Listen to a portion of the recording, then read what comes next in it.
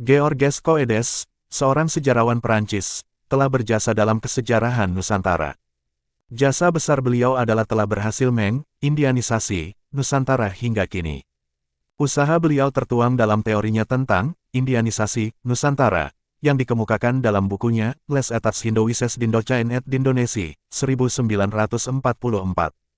Dan jasa besar lainnya didominasi oleh penjajah Belanda, yang telah berhasil melakukan Indianisasi, catatan sejarah Nusantara dengan cara mengubah perspektif dan narasi sejarah Nusantara untuk kepentingan kolonial. Mereka melakukan hal ini dengan beberapa cara. Mengubah nama dan istilah, penjajah Belanda mengubah nama dan istilah yang digunakan dalam catatan sejarah Nusantara untuk membuatnya lebih sesuai dengan perspektif kolonial. Contohnya, mereka mengubah nama Nusantara menjadi Hindia Belanda. Menghapus identitas lokal, penjajah Belanda berusaha menghapus identitas lokal dan menggantinya dengan identitas kolonial. Mereka mengubah catatan sejarah Nusantara untuk membuatnya lebih sesuai dengan kepentingan kolonial. Mengubah narasi sejarah. Penjajah Belanda mengubah narasi sejarah Nusantara untuk membuatnya lebih sesuai dengan perspektif kolonial. Mereka menggambarkan Nusantara sebagai tanah kosong yang perlu dijelajahi dan dikuasai oleh penjajah. Ini terbukti dengan menjadikan awal perhitungan tahun Saka di prasasti dimulai tahun 78 Masehi, sehingga seolah tidak ada sejarah di Nusantara sebelum tahun 78 Masehi. Menggunakan bahasa kolonial, penjajah Belanda menggunakan bahasa kolonial Belanda sebagai bahasa resmi dalam catatan sejarah Nusantara, sehingga membuat catatan sejarah Nusantara lebih sesuai dengan perspektif kolonial. Jika catatan sejarah Indonesia ditulis dengan konsep kolonialis, maka efek buruknya bagi generasi Indonesia adalah kehilangan identitas. Catatan sejarah yang ditulis dengan konsep kolonialis dapat membuat generasi Indonesia kehilangan identitas dan rasa kebanggaan terhadap sejarah dan budaya mereka sendiri. Pengabaian peran lokal, catatan sejarah kolonialis dapat mengabaikan peran dan kontribusi masyarakat lokal dalam sejarah Indonesia, sehingga membuat generasi Indonesia tidak mengetahui tentang peran penting mereka dalam sejarah. Penguatan stereotip, catatan sejarah kolonialis dapat memperkuat stereotip dan prasangka terhadap masyarakat lokal, sehingga membuat generasi Indonesia memiliki pandangan yang salah tentang diri mereka sendiri dan masyarakat lain. Keterbelakangan, catatan sejarah kolonialis dapat membuat generasi Indonesia merasa bahwa mereka terlambat dalam perkembangan sejarah, sehingga membuat mereka kehilangan motivasi untuk maju dan berkembang. Kekurangan pengetahuan, catatan sejarah kolonialis dapat membuat generasi Indonesia kekurangan pengetahuan tentang sejarah dan budaya mereka sendiri, sehingga membuat mereka tidak dapat memahami konteks sejarah dan budaya yang lebih luas. Pengaruh pada kebijakan, catatan sejarah kolonialis dapat mempengaruhi kebijakan pemerintah dan lembaga pendidikan, sehingga membuat generasi Indonesia menerima pandangan yang salah tentang sejarah dan budaya mereka sendiri. Georges Coedes, seorang sejarawan Perancis, memainkan peran penting dalam upaya memahami dan menginterpretasikan sejarah Nusantara. Teorinya tentang Indianisasi Nusantara, yang dikemukakan dalam bukunya Les Etats Hindoïsses d'Indochine et d'Indonésie, 1944 menyatakan bahwa budaya India memiliki pengaruh besar terhadap perkembangan budaya dan peradaban di Nusantara. Coedes berpendapat bahwa proses Indianisasi terjadi melalui penyebaran agama Hindu dan Buddha, serta pengaruh budaya India lainnya, seperti bahasa, seni, dan arsitektur. Ia juga mengidentifikasi beberapa kerajaan di Nusantara yang dipengaruhi oleh budaya India, seperti Sriwijaya dan Majapahit. Faktanya tidak ada nama dan kapan pastinya misionaris ajaran Hindu-Buddha itu yang datang ke Nusantara. Beberapa buku sejarah yang masih mengandung konsep kolonialis atau berkiblat pada Coedes adalah History of Java, oleh Thomas S. Raffles. Buku ini merupakan salah satu contoh awal historiografi kolonial yang fokus pada sejarah Jawa dari perspektif kolonial. Geschiedenis van Nederlands Indie, oleh F. W. Stapel. Buku ini merupakan contoh historiografi kolonial yang berfokus pada sejarah Hindia Belanda dari perspektif Belanda. Old and New Oost-Indian, oleh Francois Valentin. Buku ini merupakan contoh historiografi kolonial yang berfokus pada sejarah dan kebudayaan Nusantara dari perspektif kolonial. Sejarah Nasional Indonesia 6 oleh M.D. Puspoenegoro dan N. Noto Susanto. Buku ini merupakan contoh historiografi kolonial yang berfokus pada sejarah nasional Indonesia dari perspektif kolonial. Geschiedenis van den Indischen Archipel, oleh B.H.M.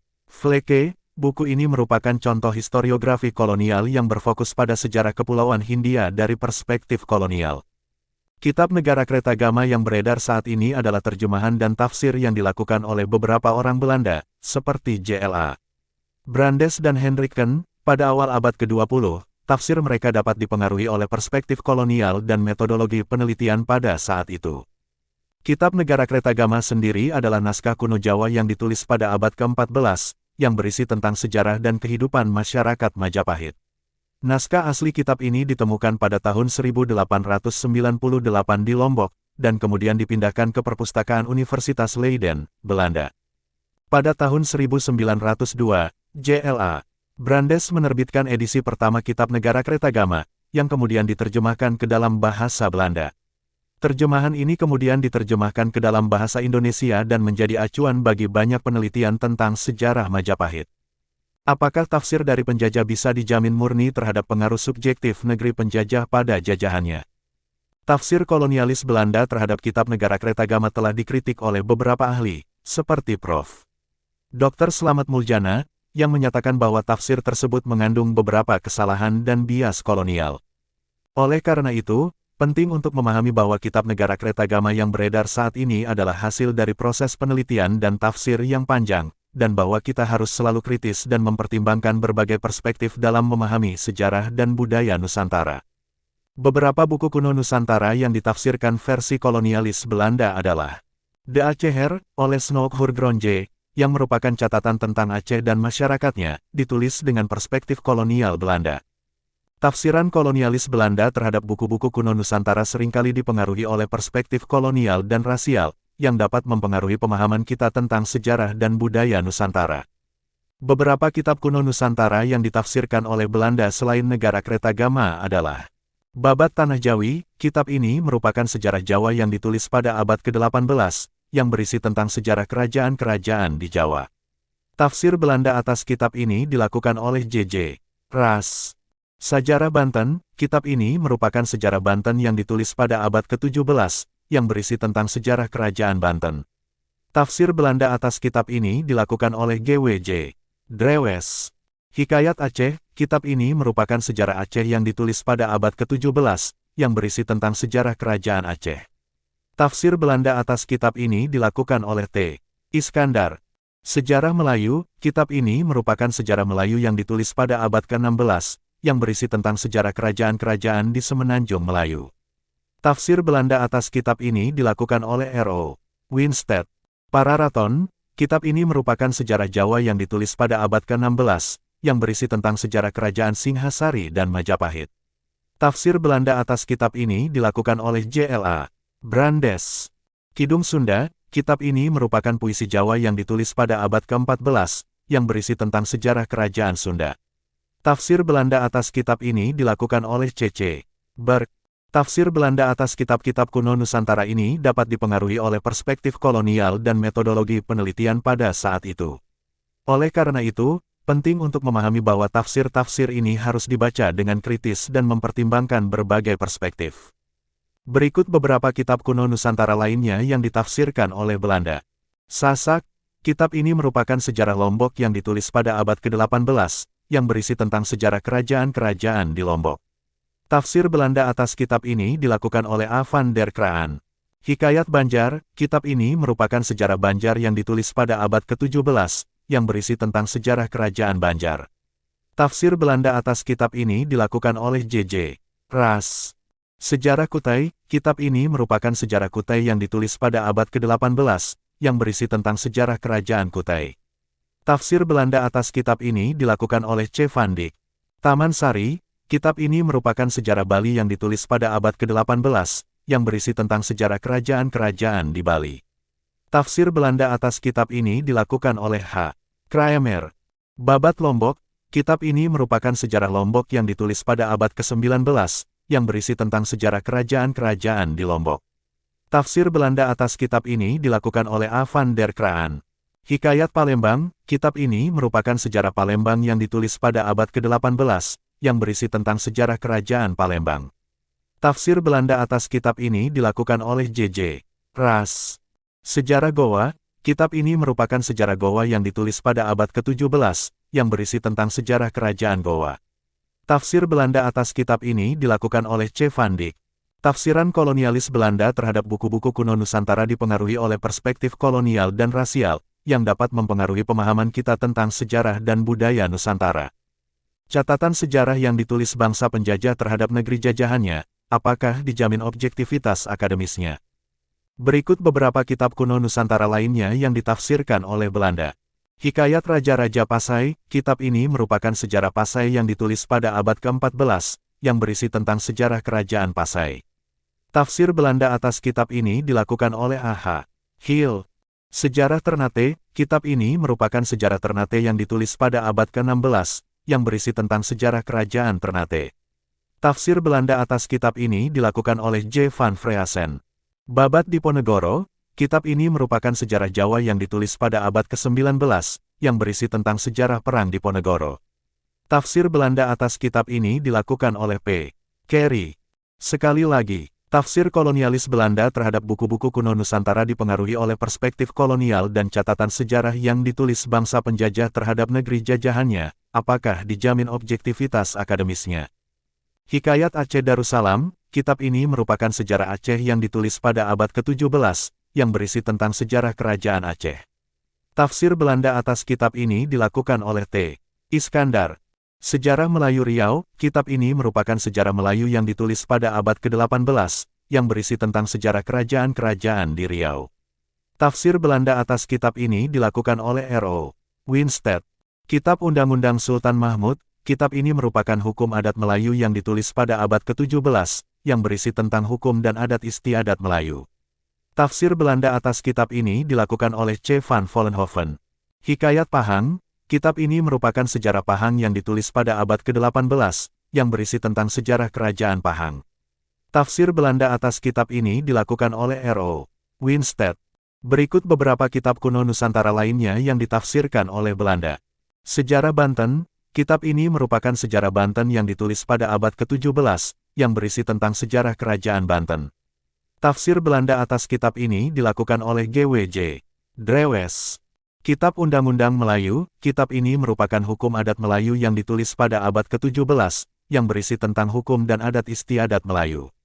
Tafsir Belanda atas kitab ini dilakukan oleh C. van Vollenhoven. Hikayat Merong Mahawangsa, kitab ini merupakan sejarah Kedah yang ditulis pada abad ke-18, yang berisi tentang sejarah kerajaan Kedah.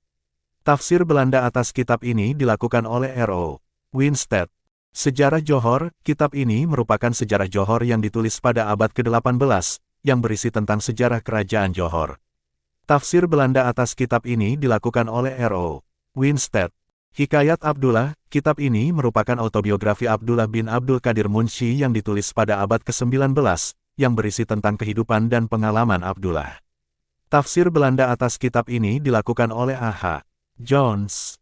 Kitab Tafsir, kitab ini merupakan tafsir Al-Quran yang ditulis pada abad ke-17, yang berisi tentang tafsir Al-Quran dalam bahasa Melayu. Tafsir Belanda atas kitab ini dilakukan oleh A.H. Jones. Objektivitas tafsir kolonialis terhadap buku kuno tidak dapat dijamin. Penafsiran kolonialis seringkali dipengaruhi oleh perspektif dan kepentingan kolonial, yang dapat menyebabkan bias dan distorsi dalam penafsiran. Beberapa alasan mengapa objektivitas tafsir kolonialis tidak dapat dijamin adalah 1. Perspektif kolonial. Penafsir kolonialis seringkali memiliki perspektif yang berbeda dengan masyarakat asli yang menulis buku kuno, sehingga mereka mungkin tidak memahami konteks dan makna yang terkandung dalam teks. 2. Kepentingan kolonial. Penafsir kolonialis seringkali memiliki kepentingan untuk membenarkan kolonialisme dan imperialisme, sehingga mereka mungkin menafsirkan teks dengan cara yang mendukung kepentingan tersebut. 3. Bias budaya. Penafsir kolonialis seringkali memiliki bias budaya yang mempengaruhi penafsiran mereka, sehingga mereka mungkin tidak memahami nilai-nilai dan tradisi yang terkandung dalam teks.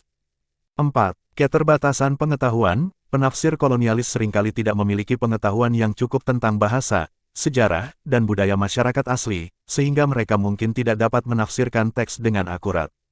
Contoh dari penafsiran kolonialis yang tidak objektif adalah penafsiran terhadap buku kuno Nusantara, seperti Hikayat Raja-Raja Melayu, yang ditafsirkan oleh penafsir kolonialis sebagai bukti bahwa masyarakat Melayu adalah masyarakat yang tidak beradab dan memerlukan kolonialisme untuk berkembang.